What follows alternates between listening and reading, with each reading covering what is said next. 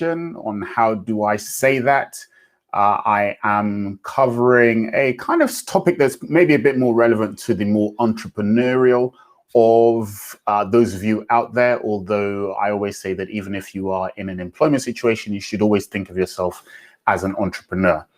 So I'm going to let a little bit of time. I always come on about a minute early before we get to 1 o'clock. Also gives the algorithms a chance to do their work and for people to kind of see me in their feed. So if you can see me already and hear me, just drop a quick message in the chat to say I can hear you. All I need is one good soul to do that. And then I will know that I'm kind of loud and clear and I can move on. I know there's a bit of a delay between when I start and when it actually starts to show up for people. So let's have a look at the time. We are, yes, just coming up to 1 o'clock at my end, hopefully at yours. So I'm assuming everybody can hear me. The technology has generally worked pretty well recently. How are you guys doing with lockdown? It's been interesting at times. Glad the kids are back in school, but still kind of mostly remote actually for me personally. Okay, so we're getting a few comments through now. I can see Victoria says, I can hear you. Hi, Victoria, thank you very much. I appreciate that. And that is always all I need to be able to get going. Okay, Shirley, it's there. Okay, good. So I can see people can kind of hear me, which is great. So today, I wanted to do a slightly different focus, which is about communication and selling. Communication and selling. Joy, you can hear me. Great. Excellent. Thanks very much. I appreciate that. And so as always, I always say with these kind of short snippets, right, this is really about a few short things that will help you. Of course, there is so much more to communication and you really should be taking it seriously right now, just with everything that's going on in the world and with how important it is to be on top of our respective careers.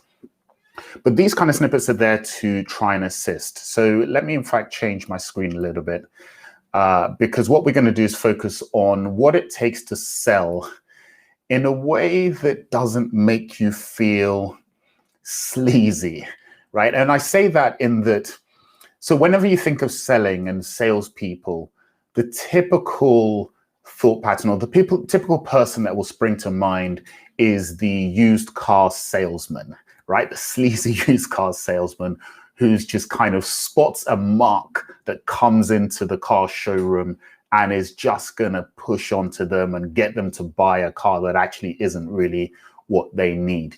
And that's kind of the impression that we take to selling and what it means to be a salesperson. And nobody wants to be that way, right? Well, I guess maybe unless you are a sleazy used car salesman. I know cars, I use salesman, it should be salesperson, but it tends to be the guys that are really that sleazy for some reason.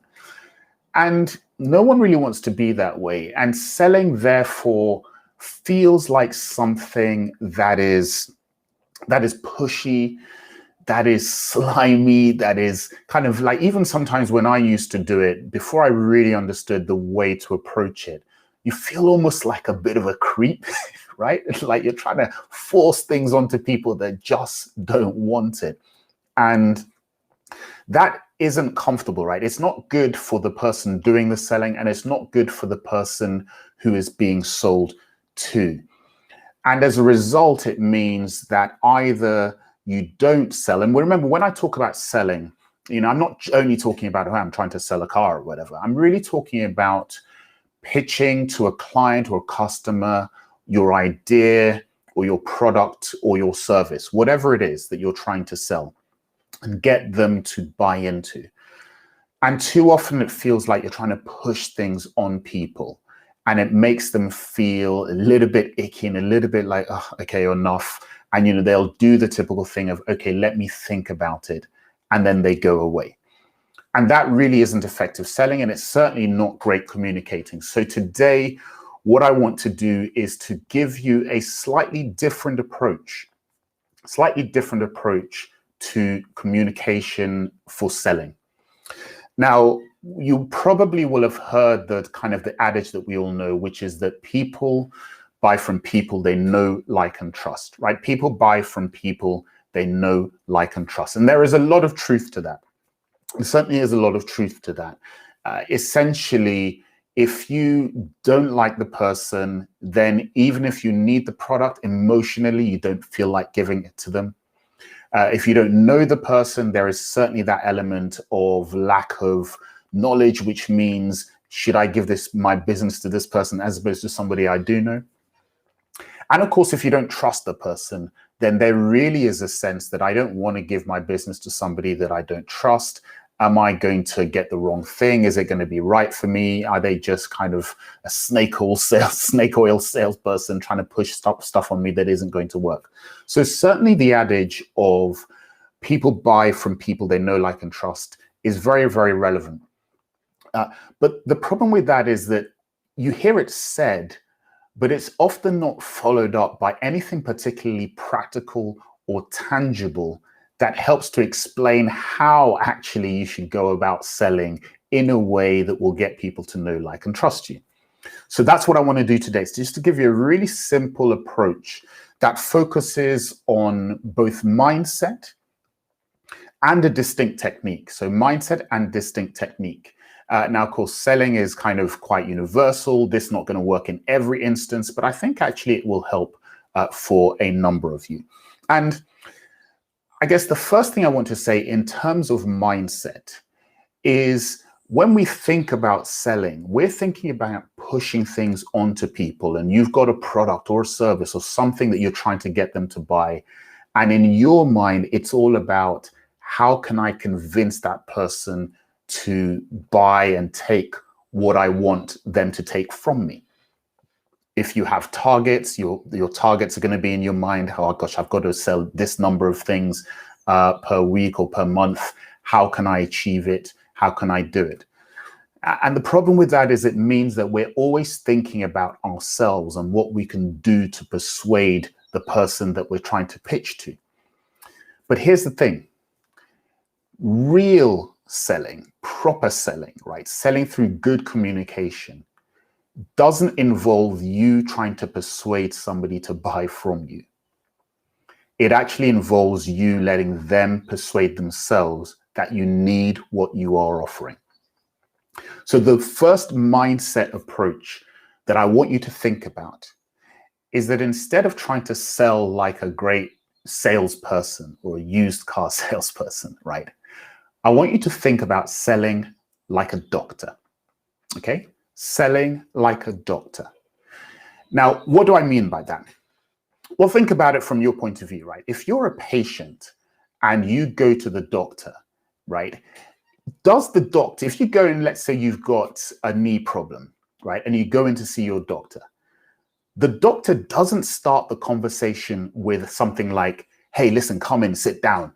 Let me tell you about this great pill that I've just discovered, that somebody just pointed out to me. And it's the most amazing thing that solves bowel problems, and it solves, indigestion. And you really, really need to take it because it's fantastic. No, because if the doctor said that, you're going to say immediately, well, actually, I came in from a knee problem. I don't have a bowel problem. So what are you talking to me about that, right? Doctors don't do that. They don't talk, first of all, about the great solution that they have to your problem. And that's the difference between many salespeople, because as salespeople, because we're so convinced about the value of our product or our service or idea, we will often start the conversation talking about the product or the service or idea and trying to push it onto people to say that they should be convinced about it. But that doesn't work. Because what is the first thing that your doctor does when you come in with a medical issue? First thing the doctor's going to do is to diagnose. They're going to ask you, so what seems to be the problem, right? They're going to diagnose. They're going to try and figure out what is it that is the problem that you are facing, that is why we are having this conversation at all. And whatever problem or service or idea that you have, At some element, it is there to solve a problem that exists, to overcome a challenge that is being faced, to make something better than it currently is, right? At some point, people are there to have their problems solved. And you as a salesperson has got to be focused on identifying what the problem is in the first place, right? That's why doctors don't start telling you what their great cures are. They first of all find out what the problem is, diagnose the problem. And that's what you've got to do if you're in a meeting with clients, is speak to them and find out what's the problem, right? If you're just doing a straightforward pitch, there's not going to be that interaction. Then do your research beforehand to figure out, okay, I've got a great product, but what really is the main problem that that product solves? And that's what you focus on in the conversation, right? So think like a doctor. And what else does the doctor do, right? The doctor doesn't just diagnose the problem. The doctor will also try and identify the pain that that problem is causing, right? So they'll say, you know, does it hurt when I do this? Or where does it hurt? When did it first start? How does it affect you? How bad is it, right? All they're doing is getting the customer in that case, right? And don't remember, right? So doctors are salespeople as well, right? Doctors have their own targets. They have their own profit targets, all of those things, right? So it's important from them point of view to also actually be healing patients. That's the service that they offer, that they're trying to sell. So the doctor's going to diagnose the pain, diagnose the problem, and then identify the pain. And the doctor is listening to all of that information and taking it all in. Why? Because it is only that that will help them identify exactly what the solution that they should be offering is. What specifically does it need to do? From all the things that they know they have in their capability, what is the distinct part that the customer actually needs? Hey, Victoria, hi. This is a great analogy to think like a doctor. Yes, it really is transformative to approach it that way. And the reason that doctors do that and how it relates to sales is this. Once they offer the cure, right? Think about it. If you go to the doctor and the doctor says, listen to your problem, blah, blah, blah, this is what I prescribe. Do you start challenging the doctor, right? Do you start saying, no, actually, I think we should do something else or whatever? You might explore the issues, but fundamentally, because the doctor has taken the time to really listen to you, really figure out what's going on, and then tell you, this is the cure that I have for you, you are going to take that cure, right? You're going to go to the pharmacy and buy the pills or whatever it is that the doctor suggests. You're going to do it because you have built up that trust from the way the doctor approached it. And there's a great quote here by Wyatt Woodsmall, who was kind of American behavioral psychologist, effectively. And what he said is this: he said, if you can articulate somebody's problem better even than they can, they will automatically assume you have the solution. If you can speak about a problem, diagnose it, explain it better even than they can, they will automatically assume that you have the solution. And when you are pitching and trying to sell your idea, your product, your service, whatever it is, the more you focus not on what a great cure you have or solution to their problem, but how much you understand their problem and their pain. And that is where your focus is. And you're using the words that they would use themselves.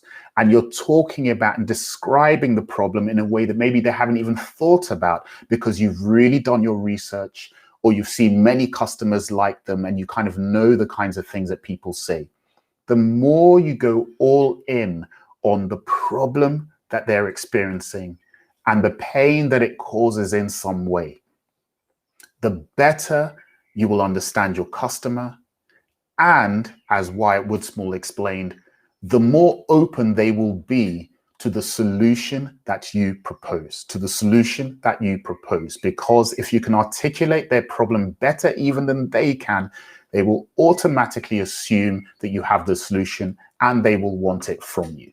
So that's the mindset part that I really want you to kind of take in and think about in terms of when you are in a situation where you have to sell something, product, service, idea, convince other people, whatever it is, start not with your solution, but start with the problem and then take it from there. Okay, so that's the mindset part. And guys, yeah, if any of this makes sense, feel free to drop a note in the chat. Kind of tells me that what I'm saying lands and everything. So that's the mindset part. Okay, now let's go on to the technique part. And what I wanted to do is to give you just one technique, right? So there are lots of ways to communicate, lots of ways to sell. But this is just one technique that kind of is focused on when you have that meeting with a client, right? And you're trying to sell your service, product, idea, whatever it is. I want you to think about what I like to call the client conversation conversion clock, just because I like alliteration, right? So the client conversation conversion clock. And what I want you to do is to, like, imagine you've got an hour, right? It doesn't really matter how long you've got, but you want to think in these kind of percentages as I'm going to show you. Imagine you've got an hour or a period of time with the client. This is how I want you to approach dividing it up in terms of how you're going to communicate with them. First up, right? First up is your introduction. Don't skip this part. Take the time to have a pleasant interaction. You know, how are you? How did you get here? You know, have you had your jab? Whatever it is, right? To make a connection with the person or the people that you are ultimately looking to sell to. So make sure you take the time to make a connection with them in your introduction. Have those pleasantries, right? Engage with them, ask them about their family or whatever it is. Have that initial connection. So it's not just, hey, buy this, right? Which everybody hates, right? It's not that, but actually what you're doing is you're taking the time to make that connection between the two of you, or even if there's more than one person, between all of you, so that people feel like, okay, I actually know this person now. I feel like I know this person, and I feel like I like this person, right? Remember, know, like, and trust. You've got to try and establish those factors. So take your time with that and make sure you really do it. Feel free to disclose things about yourself and your own life, because vulnerability really, really does make people feel much more disposed towards you. It feels like you're being open. And so feel free to kind of share things about yourself that suggests, actually, you know what? I'm a nice, trustworthy person. Okay, so that's your introduction. So let's say it's an hour's meeting. You want to do 5-6 minutes where you really just allow the conversation to open in a natural way. Adile, Leah, hey, how you doing? Very good knowledge. Yep, great. Thanks for that. I appreciate that. Okay, so let's go on. What's the next stage then, right? So the next stage, once you kind of got through the introduction part, as I said, mindset is thinking like a doctor. So the next stage really is to diagnose the problem and look at how much time. So in an hour's meeting, you really want to spend a good 20 minutes, right? Going deep into the problem, right? Or if it's not an hour's meeting, about 35% you want to spend going deep into the problem. What exactly is the challenge you are facing, right? With your business or with you personally, whatever it is, right? What is the challenge that they're facing? And try as much as possible to get as granular as possible, right? Wide picture, what's the problem, and detail, okay, what specifically are you struggling with? How does that affect you here? What's that doing with the company? What's the company struggling with? Whoever the client or the customer is, go deep into the problem. Listen to what they say, make your notes so you're going to you pick up on those things afterwards, right? Because this is where the work is actually done. This is actually where you are getting them ready to be sold to. Because remember, if you can explain and address their problem almost better than they can, they will literally be waiting for you to give them the solution. So go all in on the problem. And then you want to highlight the pain that is causing. So what I mean by the problem versus the pain is that the problem is really kind of the specifics of the challenge that a person is facing, right? So for instance, if let's say it's a company and it's, hey, our marketing is just terrible, right? So what's the problem with it? Well, we can't get our social media to get enough traction. You know, our last advert cost us a lot of money and we didn't do very well, right? Or if you're a graphic designer, it's, yeah, our imagery isn't great and, you know, it's not doing well. Whatever it is, right? So that's the problem, the specifics. The pain is kind of what happens as a result of those problems. And you're thinking in kind of more universal concepts like, yeah, we're losing money, right? Loss of money is kind of a universal concept. Or we're feeling frustrated by it. That's a universal concept. Or our competitors are outpacing us, right? That's a universal concept. So the pain is kind of what's the effect on your life or on the company's life or on the client's life of the problem that you have identified in that kind of 35% 20-minute mark, right? So you really want to take it further, because if you only stop at the specific problem that people have, what you're not doing is kind of getting them to the place where they are almost in that pain moment, right? The reason they are taking this meeting with you in the first place, it's not because their marketing isn't great. It's because they're losing market share, and that means they're losing money. It's the money that they're concerned about, right? So really want to always take it to the pain points of the problems that they are kind of struggling with, because it's those pain points that's going to make them really feel it at the time. That's why the doctor will be, okay, that's the problem. Okay, does it hurt when I do this, right? Where does it hurt? Doctor is taking you to those moments of pain, because that's going to reveal what the real challenge is and therefore what the relevant solution is.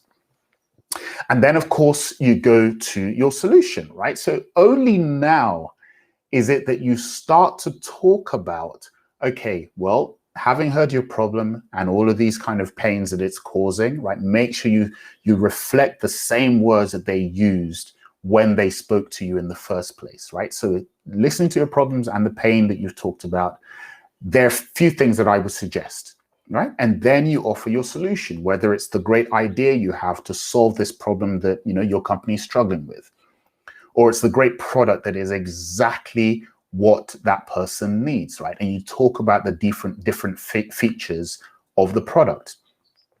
Or it's the great service that you offer. Yeah, you know what, we have a range of services actually, but listening to what you have said, these particular services that we offer seem to be exactly what you need, right? So do you see that what you're doing is you've set them up, right? Getting them into the mental place where they are just disposed, almost desperate to hear what your solution is to the problem that they've articulated and the pain that it is causing, which you have made them really, really feel. And once you offer your solution, they are really ready for it, right? Because the last part then is to actually make your offer. So listen, this is what it is. You've heard about it. Here's the price, or this is what's next. This is kind of your call to action, what you want them to do next. And you see that that forms a very small part of the meeting, right? It's only like kind of the last 10% or last 5 minutes or whatever it is. It forms a very small part of the meeting, is your actual offer about this is what I want you to buy from me. The problem with sales is that most people start at this point, right? The offer that they have, and they make that kind of dominate the entire discussion. And that just puts people off. It doesn't get them mentally into the right place that they need to be. So that is the client conversation conversion clock, right? Introduction, go into the problem deep, highlight the pain that it's creating for them. Then, and only then, talk about the solution that you offer, and then the actual concrete offer of whatever it is you want them to buy or do or take up, whatever your particular offer is. I hope that makes sense, guys. And it's, as said, it's two aspects. It's mindset, think like a doctor, sell like a doctor, and just a practical way of handling any one individual conversation with an individual client or individual groups, or whatever it is, that positions you as that doctor offering to solve and cure a problem that they have, as opposed to a salesperson who's just trying to achieve a target. Nobody loves a sleazy car salesperson, right? But everybody loves their doctor, at least most people. So that's the way I want you guys to approach your selling from now on. I hope that made a sense with you guys. As I say, these are meant to be snippets of information on communication, way more that's involved. So if you do want to kind of take your communication skills to the next level, look at my links everywhere. You'll see that I've got, for instance, a great free workshop. Some of you may have seen, but many of you won't, called the 5 Communication SuperSkills that will change your career if you use them and stall your career if you don't. You can see the link there, greatspeech.co/workshop. That should really help. But I'm hoping the client conversion clock makes sense to you guys. Think like a doctor. What time are we now? Yes, hey, look, I'm getting comfortably now in my half-hour slot at lunchtime, which means I'm not taking up all of your time. But I'm hoping that that has made sense for you guys. So thank you. If you've got any comments, kind of put them in. I'm going to just check some of the other messages I've had in the other link. Okay, so, yep, that one's fine. Yep. Okay. No, cool. Okay. Looks like everyone's just saying, yes, got it, makes sense, which is great. Okay. So guys, thank you very much for joining me. We're just before the half-hour mark. I always like to bring myself in that half-hour mark. I'm hoping that all made sense. I'm hoping that it will help you think about your sales and your selling in a different way so that it feels less sleazy, less icky, less salesy, and more like you are actually offering people the help that they desperately need, which is a great place to be, right? A great place to be a doctor, knowing that every single day when you speak to people, they are leaving you grateful for you having offered them your solution. Wouldn't that be a great place to be? All right, thank you guys for joining me again this lunchtime. I should be back next week. Things are slightly opening up a bit more, so sometimes physically I'm not next to a computer, but I should be back next week with another topic. Not entirely sure yet what it is, but if you have any suggestions, feel free to drop them in the chat. I should look out for what you guys say. Okay, listen, guys, thank you very much again for joining me. I appreciate all the comments as well. And yes, hope you guys got value out of it. I will see you next week.